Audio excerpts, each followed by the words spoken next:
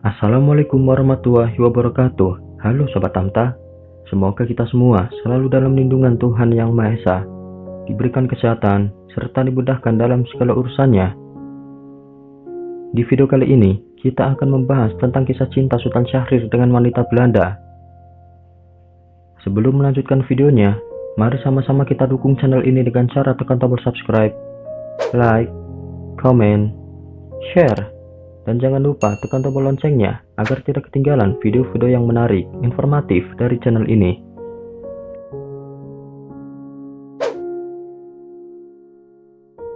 Sultan Syahrir adalah salah satu tokoh pergerakan Indonesia yang mengenyam pendidikan di Eropa, memiliki sebuah kisah cinta yang unik.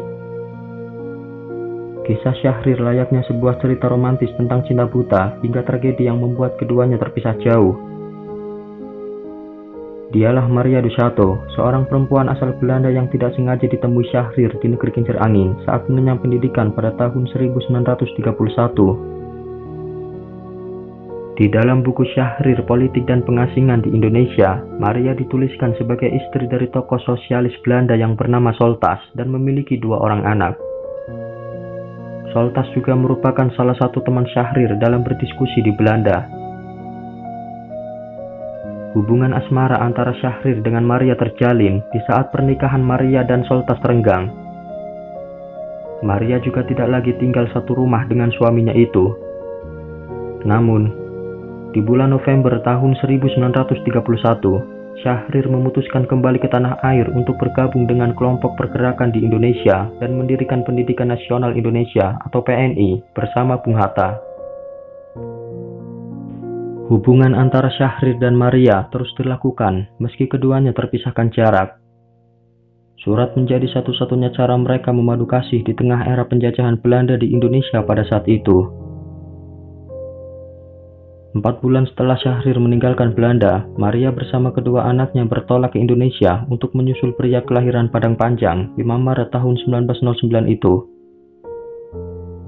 Tak sabar menunggu perempuan yang dicintainya, Syahrir pun menyusul dari Batavia ke Medan, tempat berlabuhnya kapal yang dinaiki Maria dan kedua anaknya.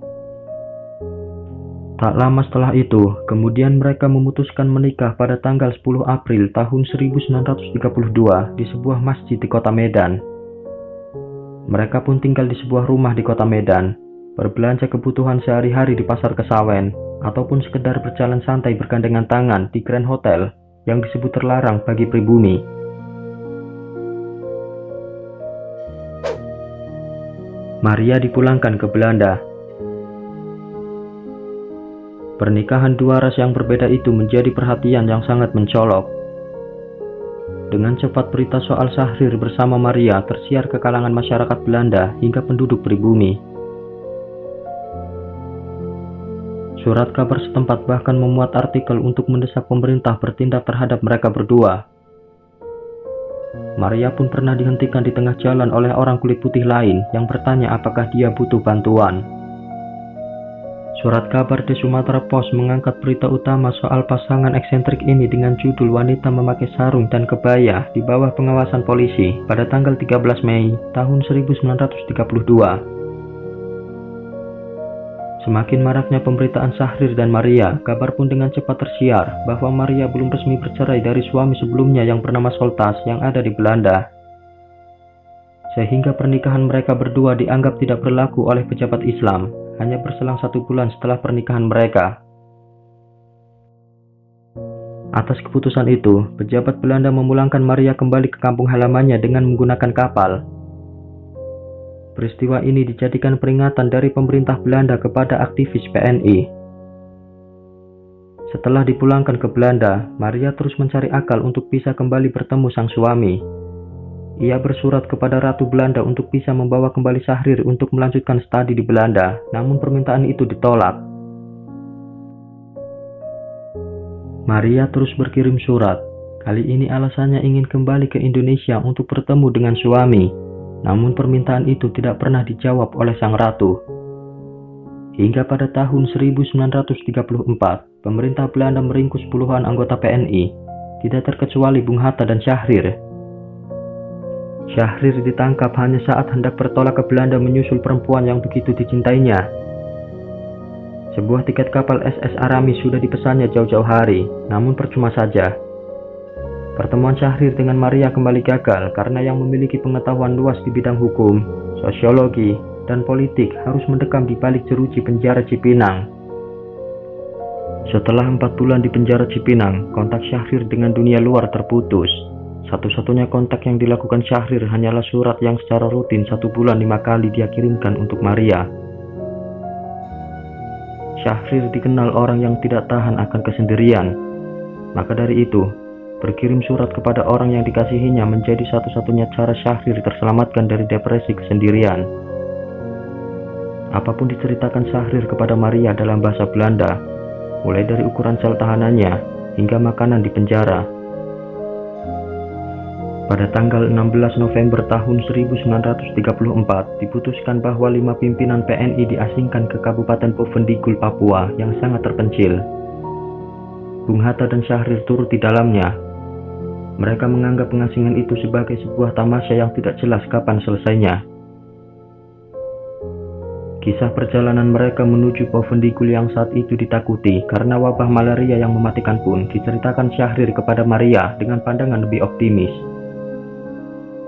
Dia juga menceritakan buku-buku bacaannya selama menjadi tahanan, yaitu kitab Injil, novel, sama sekali tidak ada mengenai politik. Ia pun bercerita soal interaksinya dengan orang buangan di Bovendigul yang tidak terpelajar. Selama di sana, tingkah laku Syahrir cukup aneh. Syahrir lebih senang berkelana menggunakan perahu kano menyusuri sungai Digul, berenang, hingga bermain bola. Syahrir pun dikenal sebagai pengelana jenaka.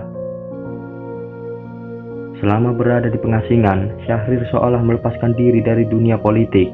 Hal ini berbeda dengan rekannya, Bung Hatta, yang masih aktif mengirimkan tulisan-tulisannya ke surat kabar. Setelah ditelusuri, ternyata Syahrir membuat kesepakatan dengan pemerintah Belanda untuk tidak menuliskan ataupun terlibat dalam pergerakan politik apapun. Dengan membuat kesepakatan itu, Syahrir mendapat tambahan uang dari Belanda untuk biaya korespondensi dengan Maria dari yang semula 2,6 gulden menjadi 7,5 gulden. Bagi Syahrir, Maria adalah penyemangat di hidupnya. Ketika Perang Dunia II meletus, Belanda diduduki oleh pasukan Nazi Jerman sehingga seluruh korespondensi terputus. Mulai dari tahun 1931 hingga 1940, Maria menerima 287 surat dengan panjang antara 4-7 halaman dari Syahrir. Dia sempat berpikir untuk membakarnya, namun Maria memutuskan untuk membukukan surat-surat itu dengan judul Indonesische Overpeinzingen yang diterbitkan di Amsterdam pada tahun 1945 di bawah nama samaran Syahrazad.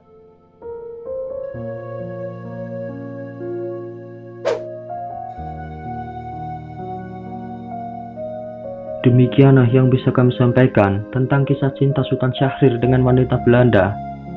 Silahkan berikan kritik dan saran di kolom komentar agar channel ini semakin berkembang dan menjadi lebih baik lagi ke depannya. Semoga video ini bermanfaat dan menambah wawasan untuk kita semua. Terima kasih. Wassalamualaikum warahmatullahi wabarakatuh.